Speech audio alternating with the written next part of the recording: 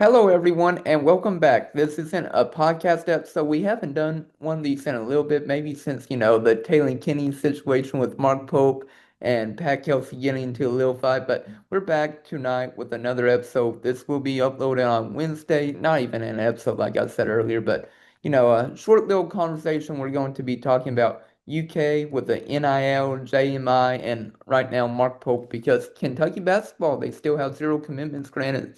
The national signing day period is over. It ended in November, so they do have a chance to get some commitments in the spring. But everybody's been talking about JMI today, and Jack Pilgrim and Jacob Polacek released an article today and basically had the whole fan base talking about it. How are you doing, Cameron, though?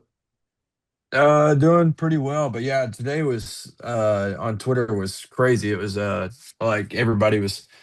I feel like a lot of people just learned about what JMI was today, and I had like some friends asking me that were beginning to get curious like last week, week before last. So today was a big Twitter. BB and Twitter was all over the place, and Mhm. it feels like it all came together because of KSR putting out their article that Jacob Polacek and Jack Pilgrim did a incredible job on, and Mhm. we're thankful for that. But um, yeah, it's just been a crazy situation, crazy. I mean, day, evening, all of it, because of JMI and the situation that Kentucky's in. Yeah, and UK, they have been with the JMI forever. I can't remember the last time they weren't. I think they've had a deal with them since 2010, of course. Mitch Barnhart and UK, they re-upped the deal to till 2040. The deal is worth $465 million. JMI created the BBNIL Suite. It's basically Kentucky's in-house NIL collective, and causes JMI plus UK staff requiring recruitments to sign away NIL rights not required at any other school. And I find that interesting. So basically, from what I've gathered from it all, is players can sign deals outside of JMI. What I first thought it was about was basically if you sign with the JMI, you could only get the JMI sponsors that they have. But from what I've gathered, it's if you're a recruit or a transfer, you can also sign deals outside of JMI, but you can't wear that UK clothing brand, go to Rupp Arena to shoot a commercial or whatever it might be, unless JMI approves of it. Yeah, that's essentially what I understood from it too. Is that just like JMI basically you had to go through them for anything like outside of like their umbrella of what they have for NIL and stuff. So, like you mentioned, not being able to wear the brand and stuff, Mhm. which is a turnoff for a lot of companies that would like to do that. So, Yeah.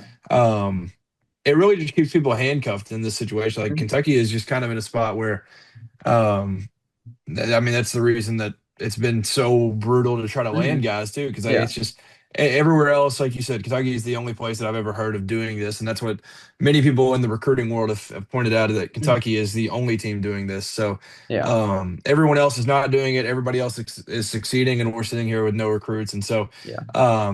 if you say that that's not a reason why we're not winning recruits, I think you're kind of delusional. Like Mhm. it's a very Yeah. very obvious telltale sign that JMI kind of holding us hostage from being able to have freedom of NIL for Yeah. these recruits has just been brutal for us. Yeah, I think that is one piece of the puzzle, and we can talk about the other piece with Mark Pope later on, too afraid to, outbid some other teams to get whether it be recruits or transfers, but also, not playing players over 20, 25 minutes a game. Granted, there has been a lot of improvements with that since the UNC game where you saw, Marino, Owe, they've been averaging like 30 plus minutes a game, it feels like, since that North Carolina game. Yeah, and I know that was our takeaway from that game where there was a lot of negativity. We go 10 minutes without a basket and we end up losing a home game. But the one positive was like he actually just kept guys in. So Yeah. maybe that is a change. And he has said recently we're reconsidering everything. So maybe that's one of the things where he's like, you know what? I'm just going to play the best guys. I'm not going to go with my system of playing everybody 20 minutes a night and doing it that way. So maybe that is a positive, and maybe that's just some things. But that'll be kind of on the back half of this talk whenever we fully shift to that. But Yeah. yeah, Pope's whole mindset has been a little bit of a problem as well. Yeah, and then of course we can talk about it more later too. But Brandon Garrison not even playing that second half as well. Yeah, I mean, we talked about that. It was great. I mean, it Yeah. was not only was it we looked better, but it was also a player should be punished and know that there is Mhm. discipline that Yeah. comes from a lack of hustle and Mhm. um yeah, it's not taking care of that sacred Yeah. cloth. Like not only is it Kentucky, but like yeah, I don't care where you're at. If that happens, a coach is going to pull you out, rip you for it. So I'm glad he did that. Yeah, same here. But let's talk more about JMI's impact currently. There's been a lack of clarity in NIL talks from what Jacob Polacek and Jack Pilgrim said. Apparently, UK has been vague and slow in providing NIL numbers since JMI has taken over negotiating because right now JMI, they have, I guess you could say, 18 million to spend, on the sports programs and players because what Mitch Barnhart said was 2.5 million goes into scholarships and everything. So they have $18 million to work with football, basketball, volleyball, soccer, whatever it might be, baseball as well. So quite a few different sports, but apparently during just talks trying to figure out a number, like UK won't give them a number until it's really late in the process. And then basically, from what I read from the article, it's like once UK gives them a number, the agent then goes to talk to another team saying, hey, actually, UK gave us this offer. Can you give us more than that? And then they're like, sure. And then, of course, UK's like, I don't know, we can go up any higher. Like, JMI's like, I don't think we can go up any higher. And that could be impacting, the Christian Collins recruitment or Tyran Stokes as well. Yeah, it definitely feels like it goes hand in hand with the Christian Collins one specifically because Yeah. the Tyran Stokes one, I'm sure that one. There's been a lot change in his life in the last month and a half Mhm. or so. So like I'm not as particular in like looking at that, but the Christian Collins one definitely. I think Mhm. his whole thing has just been slowed down and it's been very, very slowed up when we thought we were seconds away from a commitment. I Yeah. remember it was like early November. We were like, oh, all right, this man's about to commit here soon. And then we're in this situation and it says it's because of NIL and stuff. So Yeah. I think JMI goes hand in hand with that, and that's the reason. Mhm. And I don't know if it's just like a bidding war or and like if it's just Mhm. hope that's holding us back a little bit, or if it's JMI or whatever. But it just absolutely stinks this entire situation. Yeah, it does definitely stink because everybody thought UK would have at least one commitment during the National Signing Day period. We all thought at least UK would get Christian Collins during that point, but that did not happen. Of course, I also want to bring up in the article from Jack Pilgrim and Jacob Polacek, apparently UK allegedly tried to save funds for Tyron Stokes, and apparently it started to push other recruits away. Of course, this is coming from a player's agent and everything, which I find that insane because, like Trilly Donovan was saying at one point that UK was going away from Tyran Stokes and focusing on Christian Collins instead. Meanwhile, Jack Pilgrim was like, no, UK still wants both players. They still want to get the commitment of Stokes and Collins. But ever since that has happened, like since signing day period has ended, it's been quiet on all fronts with Stokes and also Collins.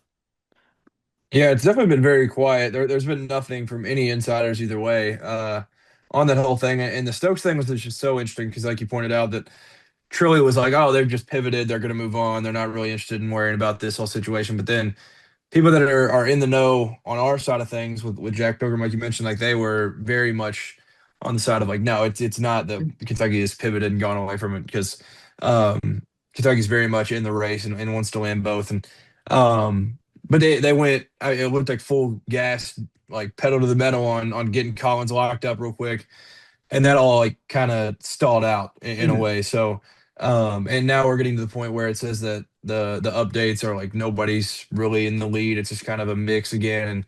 And for there for a while, it was like 100% crystal ball to Kentucky, like it was going to happen. Yeah. And we're sitting here without a commitment even over a month after that has happened. So it's just really, really weird. But you can tell that we still want those two, Mhm. but there's Yeah. just something that's a barrier holding us back from it. Yeah, you're right about that. And then uh, another source told Polacek and Pilgrim that Kentucky was asking how to get it done with no direction. And going back to the NIL, just basically saying, like, I think they're trying to say, hey, how much money do you want to get paid through NIL? We can promise you that if you give us that commitment number, which should never happen. Like, whenever you're trying to negotiate a deal, you should be trying to say, hey, you want, you know, 2 million, we can give you like 1.5 million. Like try to negotiate and see if you can. Of course, not lowball them, but if they're asking for 2 million, say 1.5 million instead.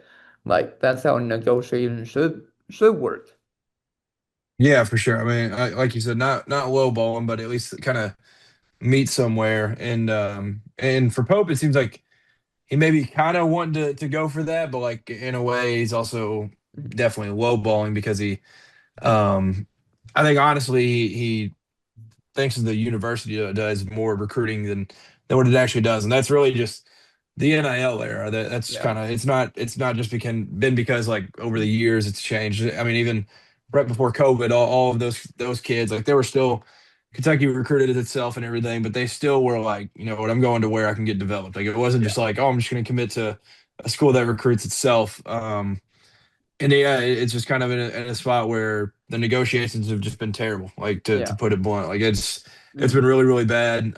Every single recruit that we tried to land, and it just seems like Collins is the most recent situation that we can point at. Yeah, and hopefully, UK can get a commitment. And I would love to see both, Stokes and Collins, but we'll see come springtime, come April, whenever the next signing day period comes. We'll see if UK can land any commitment from the high school ranks. But let's talk about Mark Pope now. Continuing to talk about him, though. Emotions at the closing table. Apparently, sources told both Polachek and Pilgrim that Mark Pope's emotions complicate negotiations, basically saying that Pope reportedly gets offended when demands change or offers rise.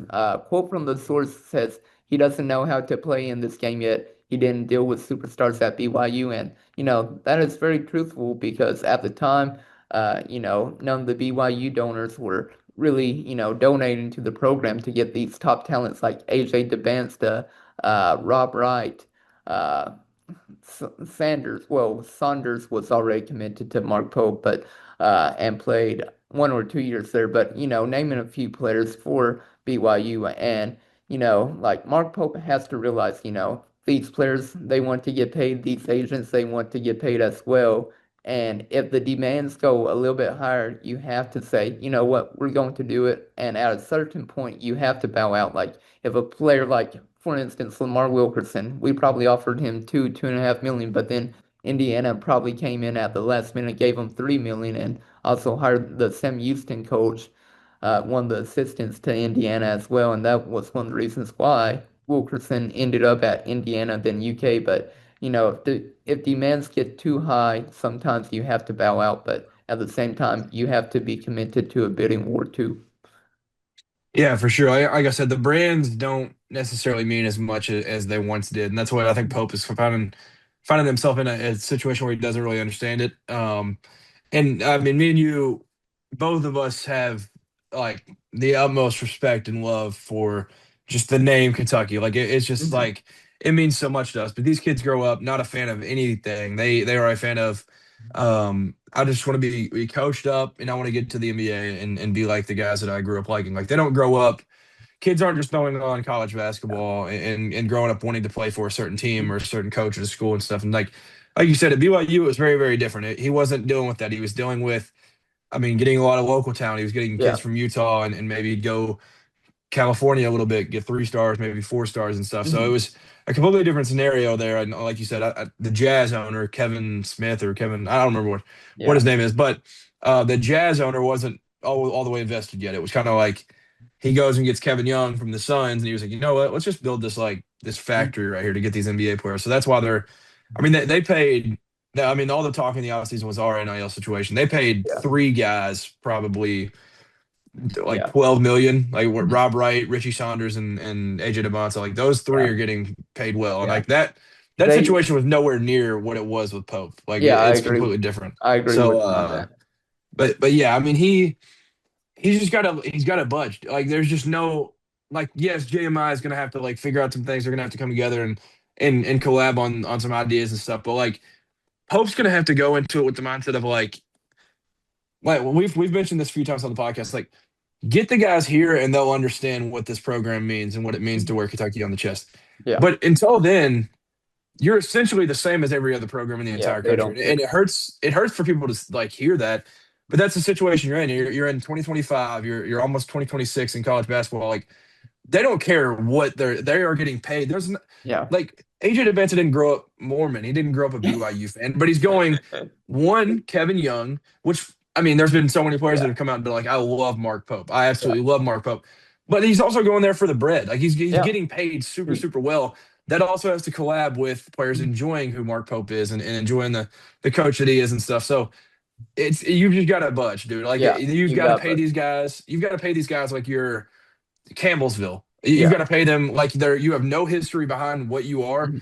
Then once they get here, you get them signed and everything, and then you're like, all right, now let's go to the top of Rupp, and we'll Yeah. explain what these fans up here are. We'll go down, we'll go through the history of the school, and then you can explain, and then it really makes them appreciate it. But getting them here is a Yeah. completely different perspective than what I think he has in his head. Yeah, I agree with you. And like, everything hasn't changed basically since post-COVID, where, players actually came to universities because, the name of the brand on the front, Kentucky, Duke, North Carolina, whatever it might be. And everything basically hasn't changed since post-COVID, since NIL has became a thing. And of course, like players, they weren't getting paid millions of dollars as soon as NIL became a thing. They were probably only getting paid, six figures, whether it be like 100, 200,000. But now, some players, some transfers, high school recruits, they're getting paid millions of dollars to come to universities now, which I find crazy just from 5 years ago until now. Yeah, I think AJ is like 7 mil. Like, Yeah. I think it was. I mean, not even making it as a joke. I think it was like 6, 7 mil. It was somewhere around there.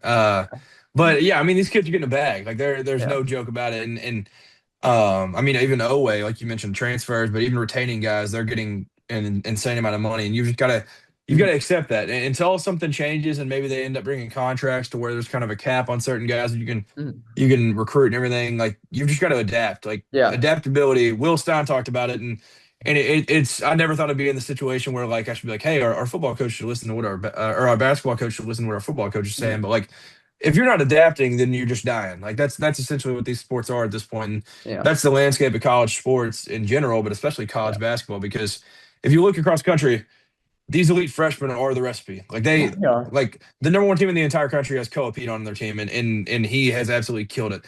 All of Yeah. those top teams have elite freshmen. Yeah. Every single one of them. The current favorite to win National Player of the Year is an elite freshman. Like Yeah. Kentucky's got to get back to that. I saw Yeah. somebody They tweet, do. and I don't remember who it was, but last night AJ DeBanza had like a full takeover in the second half for BYU, and he had this rip through, and he just dunked one like crazy. And somebody tweeted, and apologies for not remembering who it was, but they said like Kentucky used to get these guys, and it's Yeah. the truth, and we've got to get It back was, to it. I think that was Daniel Hager. Was it okay? So yeah, Daniel Hager, shout out to him. It Yeah. was I saw that and I was like, yeah, we've just got to get back to that. Yeah. And you know what's so crazy too? Good old AJ Debance outscored Clemson by himself in that second half. Yeah, I think he had 20 or what do you have 22, I think. 22, and Yeah. they had like 21 or something. It Yeah. was it was wild. Yeah, it was definitely wild. But continuing to talk about the UK and NIL, they also did mention in the article that misses were not all about NIL. They gave out two examples. Donovan Dent went back home to UCLA. Basically, he didn't go to Lexington. He was transferring from New Mexico. Ended up going back home to UCLA, and maybe if UK offered a little bit more NIL money, he could have gone to, Lexington instead of going back home. But, you never know. And then, of course, another player that, Mark Pope whiffed on was Deaton Thomas Jr. He transferred to LSU, but, his dad was saying it was just a fast process, like Mark Pope and, the assistants reached out to him, but he ended up going to LSU because it was so fast. But many people really did speak highly of Mark Pope and also Jason Hart because of their NBA experience too. Yeah, those two especially, Donovan Denton, Deon Thomas, like those guys. I mean, this team would be, I mean, light years different with them, obviously. And it sucked even at the time of losing Donovan Denton. Sorry, Polachek, if you see this at all, but like be ready. Like that will forever be Yeah, haunting BBN. But I mean, he was a big one, and yeah, obviously, like you said, going home, that's a different situation. And both those guys have absolutely killed it. So it's not that Pope didn't know who to go after; he just couldn't yeah, land the ones, and yeah. that's the problem is not scouting the right guys. Hmm. It's just being able to lock them down because like Mhm. we know those guys were worth the money. Like Yeah, UCLA is in a good spot because of Donovan Dent and Deon Thomas. Now LSU's not going to be great all year, but like they'd be much worse without him. So like those guys, like they're worth the money. You've just yeah, got to up the pay and spend what they're worth. yeah. Or also getting Yaxel Lindeberg, who ended up at Michigan, where everybody thought he was going to the NBA. Yeah, that one was weird because like the whole time, trust me, when Jackson was at UAB, I was one of the biggest fans ever of him. But like when he was going through that thing, and I was like, I don't really want to deal with this whole situation of like, is he going to go? Is he going to stay? Like, what's this going to end up looking like? And it would have just shaped everything different. But like, it does suck to go see him just doing windmills on Villanova in the first Yeah, half, and we're just like, oh yeah, but we have to. I yeah, saw somebody tweet that about they were like, oh, but I have Trent Noah as my four, which I love Trent Noah, but yeah. he's not Yaxel Lindeborg. Yeah, Trent Noah, and it was, I think, Mo Diabate, maybe they said in the tweet. I don't Yeah, know, I don't but remember, I but it do was just remember. funny. I remember the tweet. It was pretty funny. But yeah, we've got Trent Noah. But a few things I want to talk a little bit more about in this, you know, so tonight I want to talk about the negative recruiting against Mark Pope. So many coaches, so many teams, they are doing that against Mark Pope, and it makes sense. I mean, it happened especially after the Caleb Wilson miss. UNC, got him over UK. Mark Pope and his staff did everything to try to land Wilson, but that did not happen. He ended up committing to UNC, and granted, Caleb Wilson grew up a UNC fan, so it makes sense for him to actually go there. But that was definitely also a big miss for Mark Pope and the staff. Yeah, that one definitely hurt. That one, it felt like for a while it was just like neck and neck. All we needed is one last go around and just Mhm. lock it in. And then it ended up being a completely different scenario. And then unfortunately we had to play the man, so that kind of sucked too. But Yeah, yeah, that one was bad. It was kind of yeah, the first class. I remember there was like buzz and people were upset about him missing on Liam McNeely. I wasn't worried about him missing on any recruit. I was like, he just got he here, so got like. here. Yeah. Yeah, I wasn't worried about that at all. But then the next class where it's Caleb Wilson, I was like, well, I mean, we did have a very, very good chance to land that man, and Hmm. we ended up letting one of our technical rivals to Yeah. steal him from us last minute. Yeah. And continuing to talk about this. Of course, UK, the alleged number that, UK spent on the roster was 22 million, and apparently, opposing programs are using that right now because, it's the most expensive roster in all of college basketball, and right now, UK is 6-4, it's fueling criticism, and then the source also adding that he overpaid for this roster, and it shows his inexperience, and that really stands out to me because, like Mark Pope could have easily spent more money to get, Donovan Dent or Yaxel Lindbergh instead of, going after, not trying to call or not try to throw any player underneath the bus, but, instead of spending money on, I'm blanking, Denzel Aberdeen or Jalen Lowe, you could have gotten Dent and Lindbergh instead of getting, Lowe and Aberdeen. Yeah, and like you said, I'm not trying to throw any dirt on anybody's name and not trying to disrespect anybody, but like if you have Donovan Dent instead of Jalen Lowe and Denzel Aberdeen, I think we're probably in a better place. And obviously that would result in him getting to the point where we're at right now, where he's probably playing a shorter lineup and not playing everybody 20 minutes and stuff. But um, yeah, if you just get one of those guys, it's crazy the situation that you find yourself in, where it's the old fashioned quality over quantity. Like, yeah, you can get the depth with these two guys, but if you have the one that's much better. And obviously, last year made it super tough for him to go into the portal with that mindset with the injuries that we had and went through last year. But overall, he's just got to know that the quality over quantity when it comes to college basketball players, because the top of the top guys, they are absolute game changers Yeah. and complete team changers.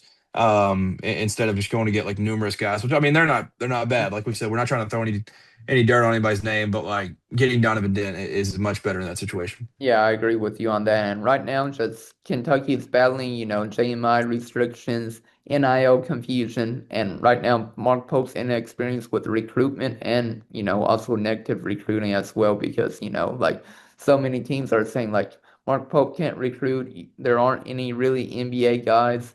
Of course, three players got drafted for UK this past year with Amari Williams to the Celtics, Lamont Butler to the Hawks, and then Kobe Bryant to the Suns. So he did get three players drafted, and who knows if he gets any player drafted this year because of how bad, this year's team has played so far. And maybe things turn around and you see Otegoe get drafted or, Denzel Aberdeen, whoever it might be. Like maybe things start to turn around and you see, multiple players get drafted like they did last year.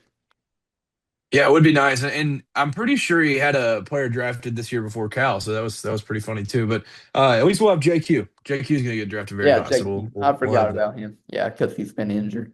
Yeah, yeah. Once he's back, he'll be special. He'll get drafted pretty high. But yeah, I mean, not only the draft picks, like we're known as it's Kentucky. You get the top of the top guys. You get those guys up to the top of the draft, and those guys go in the lottery. So that's what we got to get back to for sure. Yeah, I agree with you on that. And right now, there's still plenty of time, though, in the class of 2026.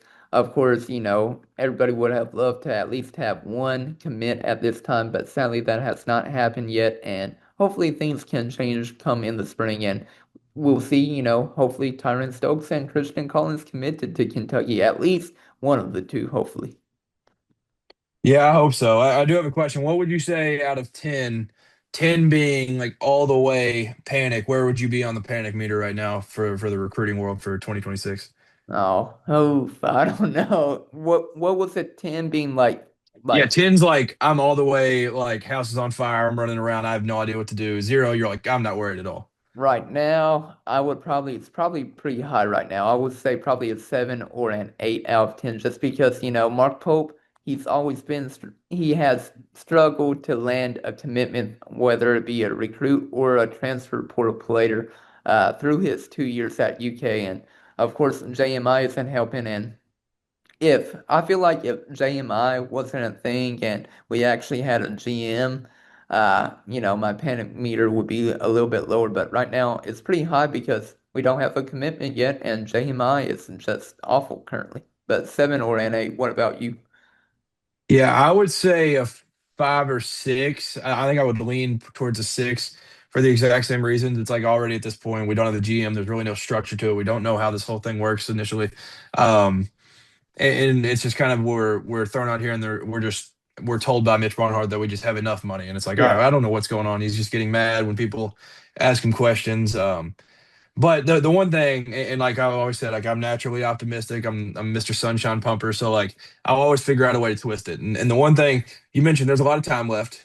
There's a reason these two guys haven't committed already. I think they're still holding out and like hopes that maybe some things do switch. And the Hmm. best way to get things changed is bring it into the light. And now that this article has been written, I'm not saying that like these coaches are checking social media and everything, but I think like somebody around will be like, hey man, like what's Hmm. this situation going on? Like people with pool, I don't know who's going to end up seeing that article and seeing what all is going on, but like I think people are going to get through to Pope, and I think people will get through to JMI and be like, hey, look, we're going to absolutely fade into the abyss, and we're going to fall apart if this Yeah. exact same recruiting tactic ends up being the way that we go about these things. And I have that hope that it's going to flip a switch because he said he's reconsidering everything. That's the thing that Yeah. keeps going through my mind. I'm like, you know Agree. what? If he's reconsidering everything, then there's a chance that he goes with the mindset of like, you know what, let's just go give Christian Collins 4 million. Screw Yeah. USC, get him out of here. It's Kentucky. Come on, Tyran Stokes, 5 mil, Come on. whatever it takes. Yeah. Like, just get these boys here.